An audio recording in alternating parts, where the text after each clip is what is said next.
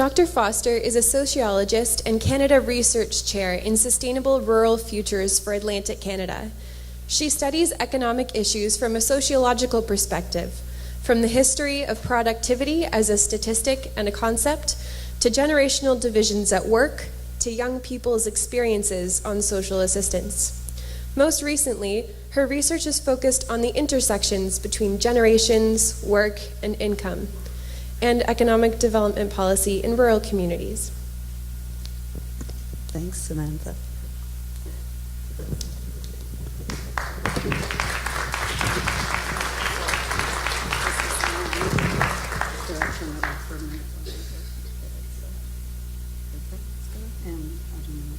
I'll just hang on to It's it. back on. And my slides are on here. Okay. Yes, they are. I'm sorry, I got it. Right. So I have I pulled the time slot of standing between you and lunchtime. So I may just take questions one-on-one after if we sort of reach lunchtime. I'll try to reserve some time. Okay, so thank you all very much for coming, and thank you for that introduction. I'm a sociologist. My research has always focused on work, and lately it's turned to work in rural Atlantic Canada. And all of the knowledge that I've gained about work thus far has led me to be an advocate for basic income. I have not conducted research on basic income.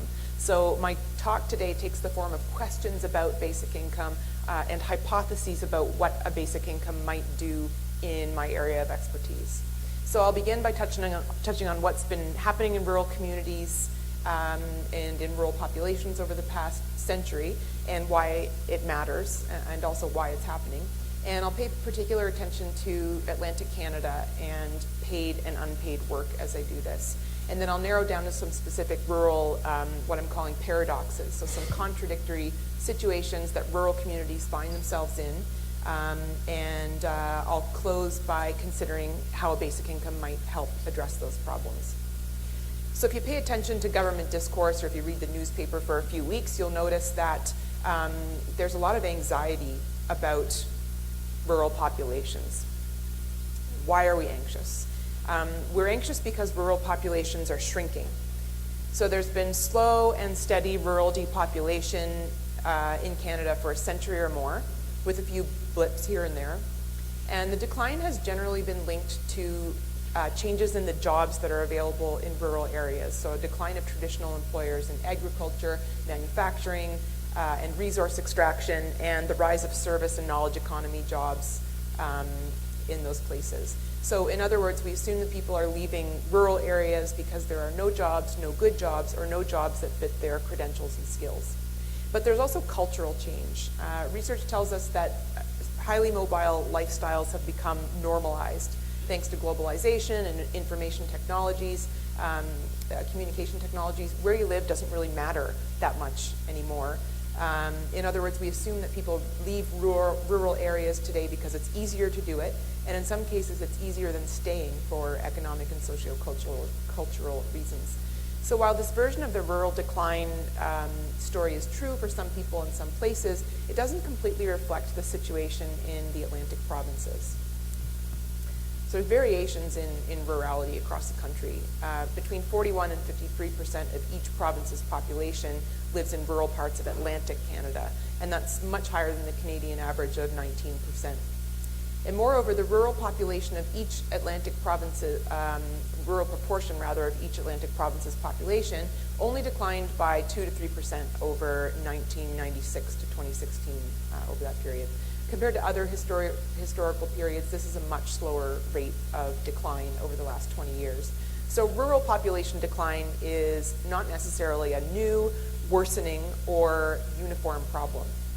But there have been qualitative changes in the demographics of rural populations and their economies, and in their social and political organization, and in their power and resources compared to non-rural places. So over the very long term, rural communities have seen a process that we call economic restructuring. At a high level, we're talking about the shift from pre-industrial to industrial and later post-industrial economies. And alongside and within those bigger shifts have been smaller shifts where one sector gives way to another. So for example, the rise and fall of manufacturing or mining and the increased importance of tourism or retail.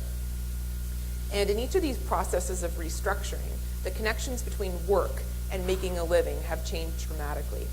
One of the most transformative events of the last 150 years was the emergence of the job itself as a way of making a living, and the emergence of its opposite, unemployment. So we don't often think of the job's historical beginnings, but many rural people across Canada once made most of their living through subsistence activities and informal trade as independent foresters, fishers, farmers, boat builders, tradespeople, and so on. And many women in particular worked around the clock, cooking, cleaning, caring, mending, tending, coordinating, without ever being employed in the technical sense.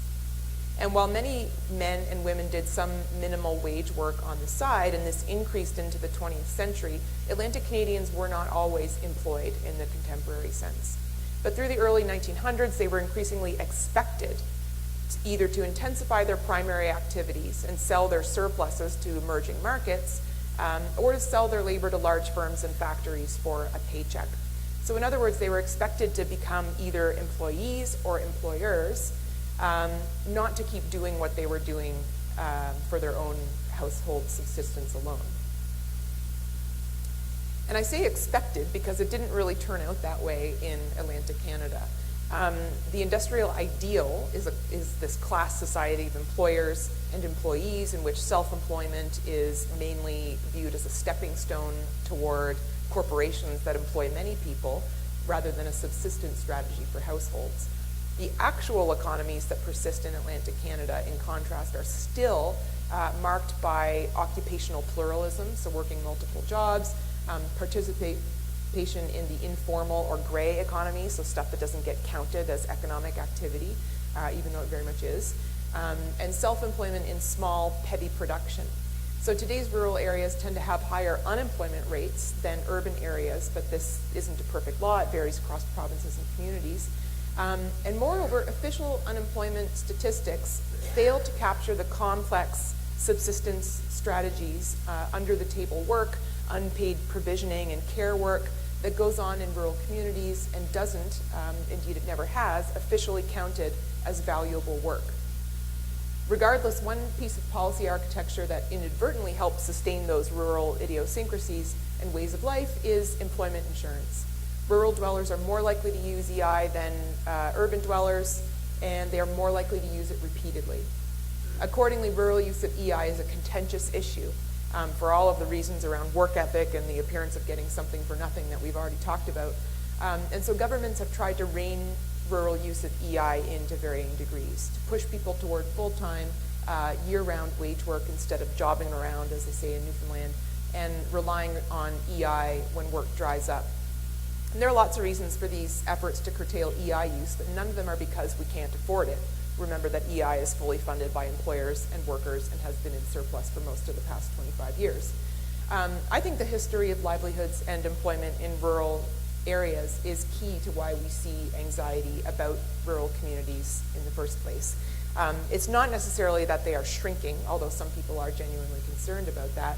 In part, it's that they are hanging on, that rural livelihoods are still with us and that they continue to fall short of a fully developed capitalist society where one class of people does the work, makes the wages, and another class of people make the profits. I think that this perplexes policymakers who see capitalism's full development as the only way to keep rural Atlantic Canadians alive, communities alive rather. And it fits with a larger global history where work that happens outside of the formal employment relationship is considered of no value to the economy and is therefore subject to increased scrutiny. And indeed, the imposition of the employment relationship has been an implicit thrust of most rural economic development efforts in our province and our region. So they're always about growing the economy, scaling the businesses up, creating jobs, which means moving away from the past century and a half of work and income in rural communities and creating a more distinctly class-structured society of employers and employees and fewer people in between. But I'm getting ahead of myself. In addition to economic restructuring, rural communities today are dealing with restructured services, particularly in healthcare and education.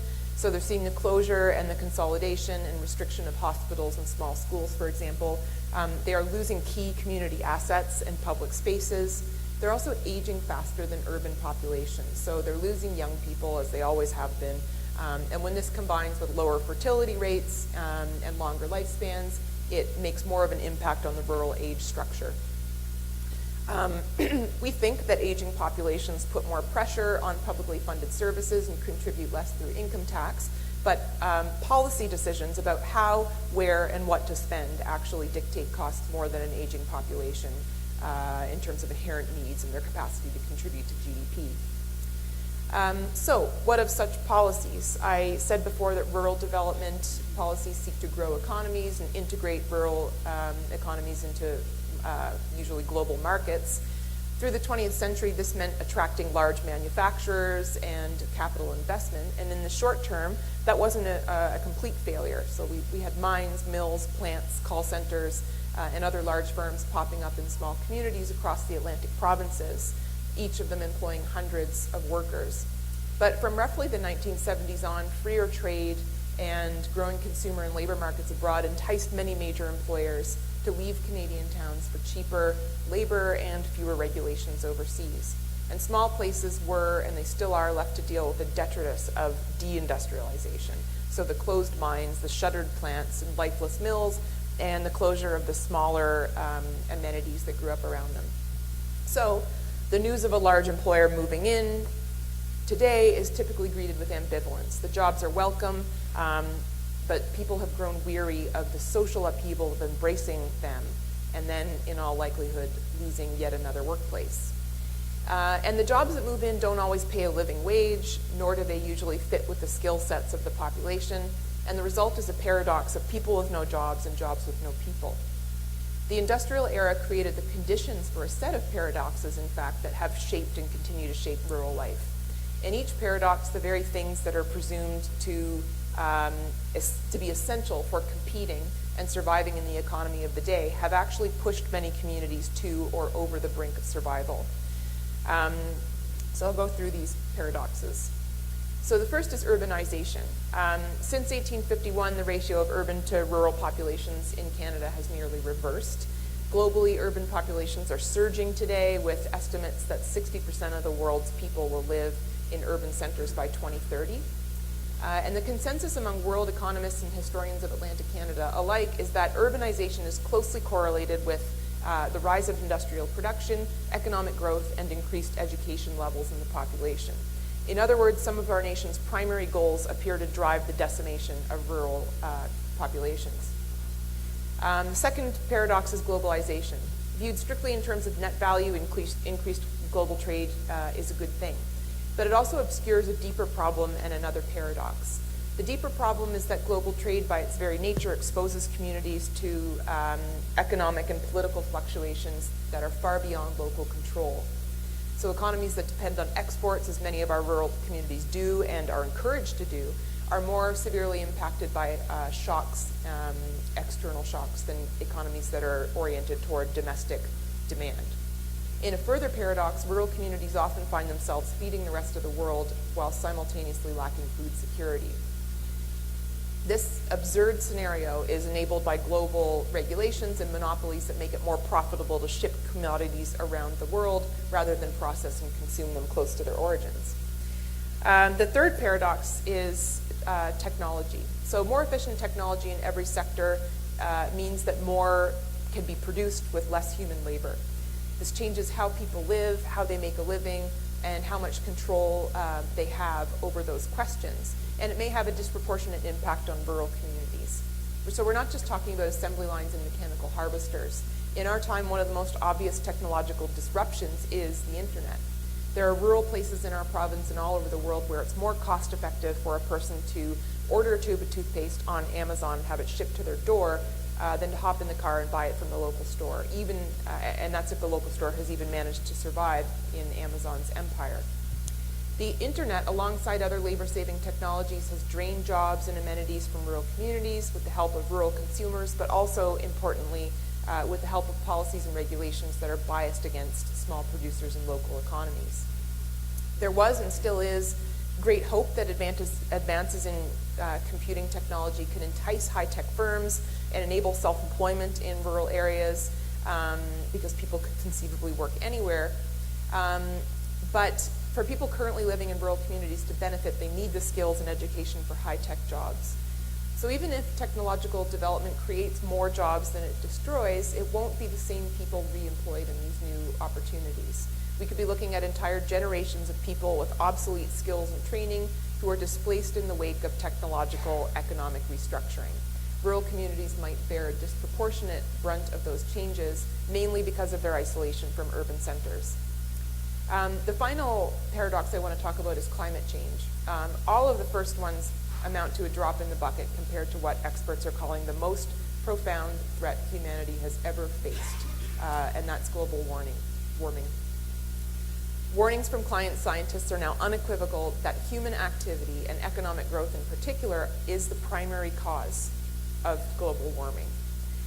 It follows that reversing current warming trends and avoiding ecological disaster are going to require far more than a piecemeal transition toward renewable energy.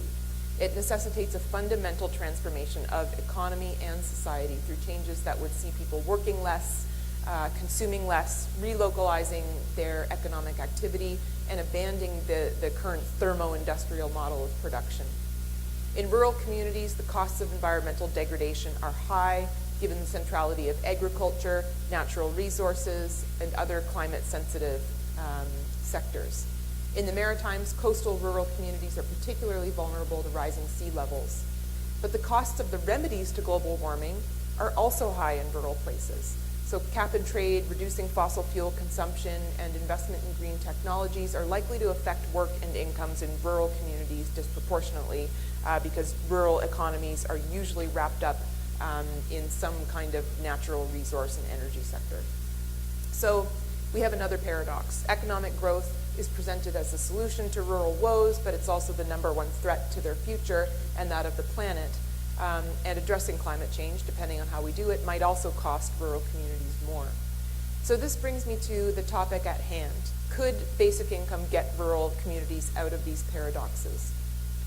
As I said, I haven't done any empirical research into these questions, but I find myself drawn to basic income as a means of addressing some of the stickiest policy problems in my area of research around rural work and income.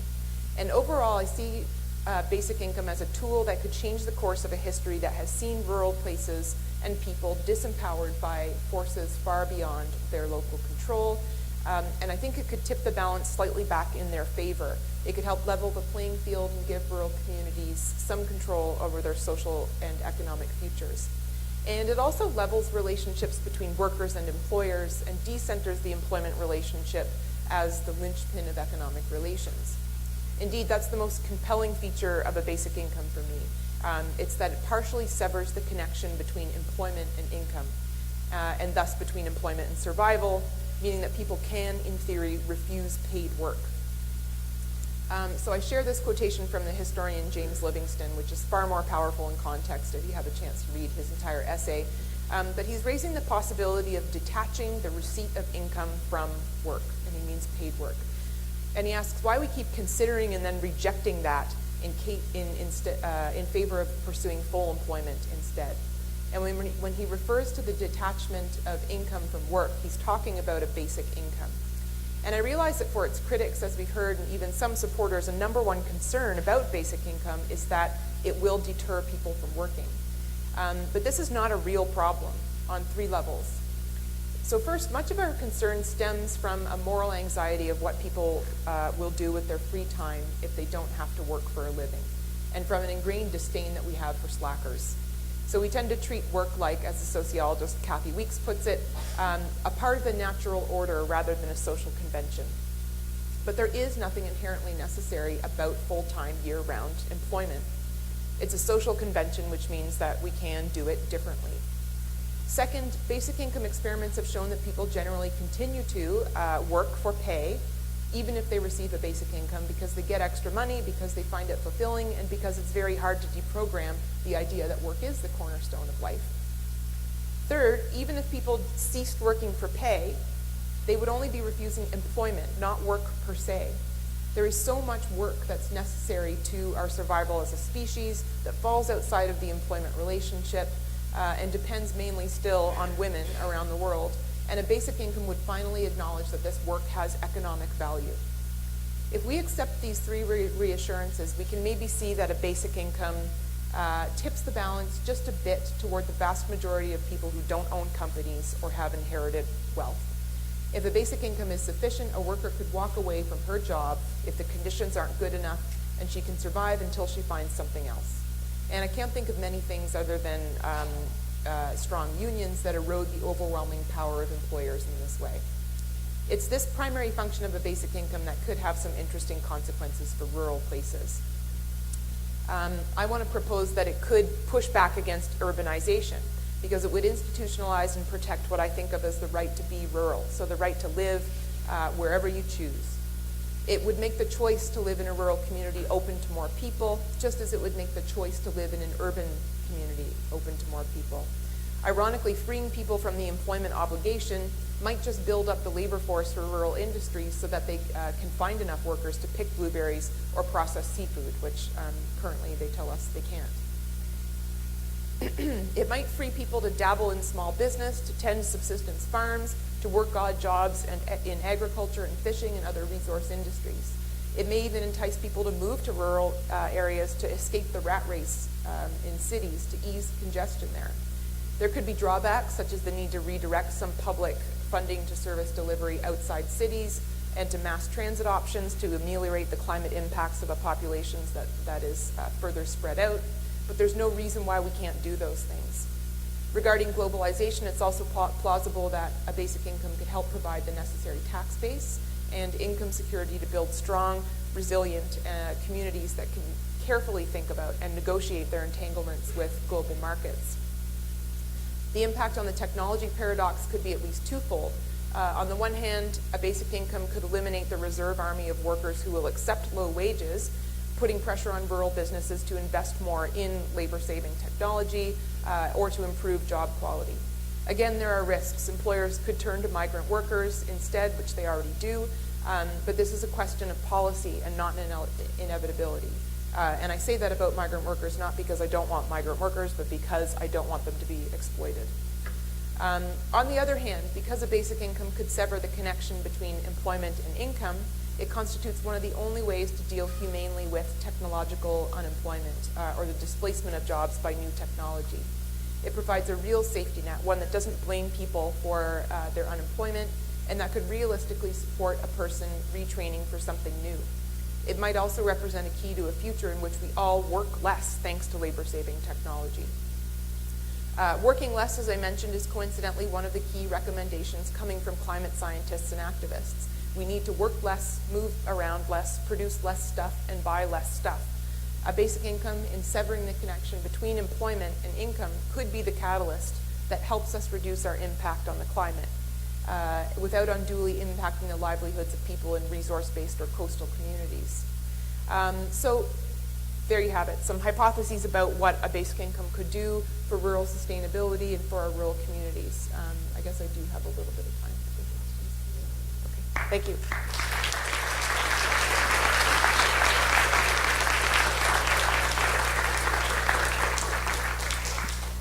Thank you so much, Karen. We do have about 5 minutes for questions, if people have them, or comments.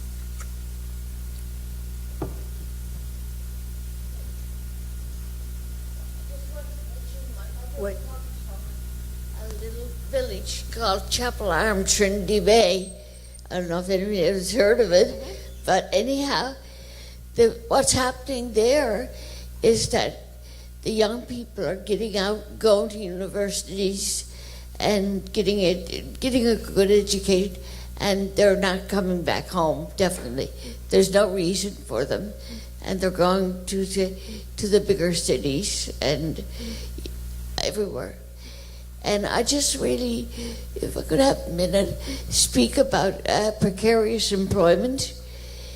I know that's not your topic today, but I just wanted to say a word about it because it's something that really bothers me. I spoke to a young lady who worked at the superstore, and I saw her working at Tim Hortons. And I said, "Oh, are you working here now?" And she said, "I'm holding down 3 jobs." And it really worries me that what's going to happen to these people. Like, I am so blessed, and I don't take it for granted because I have a pension that gives me a certain amount of security. But we're going to have a whole generation of people who don't have a pension, don't have benefits. You know, I heard Wayne talking. My walker is paid for. I don't have to worry about it, you know. But anyhow, it's just something that concerns me, and it should everybody. Totally agree. Thank you so much, Sharon. Do you have a response? Well, I mean, I'd say that the precarious work issue is a rural issue too. I mean, it relates to people's ability to just make ends meet. And I think a lot of young people they don't really have the freedom to choose where they want to live, even if they really want to return to their home communities, because the livelihood just isn't there. I just wanted to say I agree with everything you're saying, and specific to rural communities would also apply to communities within cities. People know how to, the problems and solutions so much better than come-from-awayers, although I'm a come-from-awayer here 35 years ago. But any place in the world, it's benefiting, of course, from people like you, the research you're doing, but knowing at every level better solutions, more economic solutions, and building communities where people feel they're involved, where in ways that they're with things that are meaningful for them and rewarding at every level. Mm-hmm. Thanks. Hey, I think I'm one of your data points. I work remotely. I'm completely decentralized from where I'm actually, the company that I work for is based out of. My family, part of it does come from rural Ontario, and unemployment insurance and other insurance benefits definitely helped get me where I am right now. But when it comes to actually improving rural cities or rural areas, one of the reasons why I don't go back, at least me personally, is lack of access to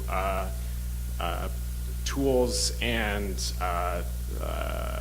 resource like stores. Mm-hmm. We don't have access to amenities. Nordstrom here now. We just had an IKEA open up.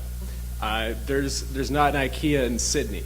There's not access to these things that actually bring value to your lives in these rural territories. I'm just curious to see what you think basic income might do to improving that situation. I mean, I think a basic income would remove the overwhelming economic incentive to leave a rural place. I don't think that it would necessarily change or eliminate the other reasons that people migrate away from rural communities, and because those are valid. I think what it does is it institutes something that people who study rural out-migration have been saying for decades, and that is that it should really be a choice whether you stay or leave in a rural place, stay or leave a rural community. And if you remove that one major economic factor, I think that makes it a true choice where people can think about, what do I value other than, being able to put food on the table, and then decide where they want to live. Because we know there are lots of people who leave rural places and they just miss them terribly and want to come back but can't. Likewise, there are people that grow up and just want to get out, and that's fine too. You can't make people stay. That makes a lot of sense. Thank you very much. Thank you. Hi there. Really appreciate that. That was great to hear. And being from rural Nova Scotia, really refreshing, actually. But I was also wondering what kind of the First Nations intersection here might be, because you also see a lot of those things, kind of First Nations and rural, and you kind of see that same thing. So I was just wondering what your perspective might be on that.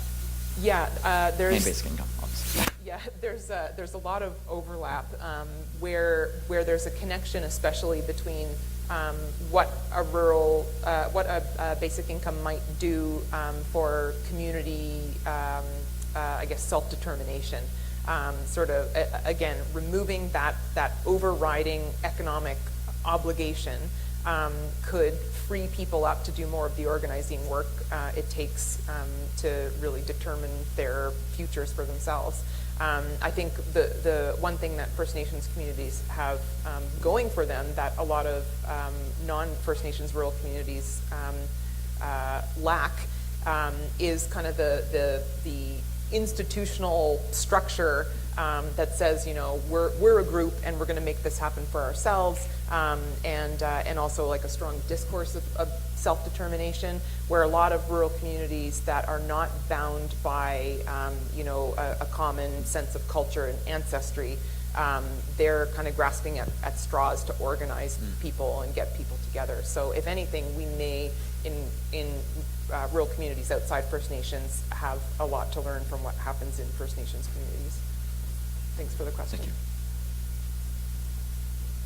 Thank you. I'm going to try to formulate something, and I know I'm going to be talking with a very general brush, and I'm probably going to be totally wrong in how I present things, but I think it might be interesting. Maybe Guy has something to comment, to add to that, or maybe you, Karen. But when I look at, you know, what has happened, shall we say, rurally, I think if we look into the past and into the history, to me, what has happened in the Industrial Revolution was a form of colonialism by capitalism. And the result of that has been basically a destruction of rural identities, of communities, of, you know, say like personal dignities, etc. And what happens is, once this capitalistic colonialism has sort of, let's say, eked any profit that they could out of a region, they would simply abandon it, the scorched earth kind of thing, and walk away. Now, as a result, a huge amount of wealth has been created in the last 150 years, or how much it is. So I see a basic income as a payback for that colonialism and the capitalistic industry that is so-called economic progress, profit-taking, that's all they're interested in, has to pay back through a basic income to all these areas that they basically created a scorched earth kind of thing. Now, how you can do that, I don't know. No, I couldn't agree more. Excuse me. I was recently looking at some stats on reserve urban reserves versus rural reserves, and we found out that there seemed to be a higher unemployment rate on the urban reserves. And there was this illusion of convention centers, hockey rinks, hotels, motels. But when we looked at the stats, we found that the rural reserves had higher employment. I'm wondering how that Were comes into play. they, like, where did the stats come from? Were I'm they not Statistics sure. Canada? I'm just wondering how. I don't think it was. It may have been Stats Canada. We were just sitting down discussing this, Okay. and I was totally amazed that we look at Membertou with the fancy hockey rink, the big hotels, motels, convention centers, and businesses, and we looked and we found that, hey, you know, a place like a rural reserve like Indian Brook, where everybody seems to look down upon us, we seem to have a higher employment ratio than Membertou or Millbrook. I mean, that may speak to just the power of small, in that you know, it's easier to reach some kind of equilibrium in a small place than in a big one. Well, I mean, populations are pretty similar. Millbrook has 1,500. Membertou has about the same. Indian Brook has something like 2,400, 2,600 people. Okay. And- That's a research question then. Yeah, and so, I mean, it's an illusion. I think where the money's flowing in the first place, it's not to the poor people. And it's amazing. I don't think anyone's ever confronted that type of statistic before. Yeah. In Canada? So Guy here says they have. Okay. I think they have similar circumstances somewhere else in this world. Okay, yeah, that's my input. Thanks. Interesting. I'm afraid this is going to have to be the last question or statement, but I want to remind you and other people who are motivated to ask questions or make comments that we are going to have a general question and answer session with all of the speakers at the end of the conference. So if you didn't have an opportunity here, you will. Mine's just a quick comment because everybody's hungry. I come from a rural community in Cape Breton, and I really like the idea of basic income because I remember me and my friends, when you turn around 12, 13 years old, you kind of know that you have to leave, and that's a very ingrained, I don't want to use the word depressing, but it is depressing when you're 12, 13 and you know you're not going to follow in your father's and your grandfather's footsteps. You'll have to leave, and minimum you'll have to come to Halifax, but most likely, in the case of myself and lots of my friends, I had to go out west for 10 years. Now I finally came back a couple of years ago, but it did, it's just not an option, at least in your own mind, as a young person growing up in rural communities a lot of time, because there is a lot of the negative talk. You see somebody come back from out west with a big truck and all the toys, and you want that as well.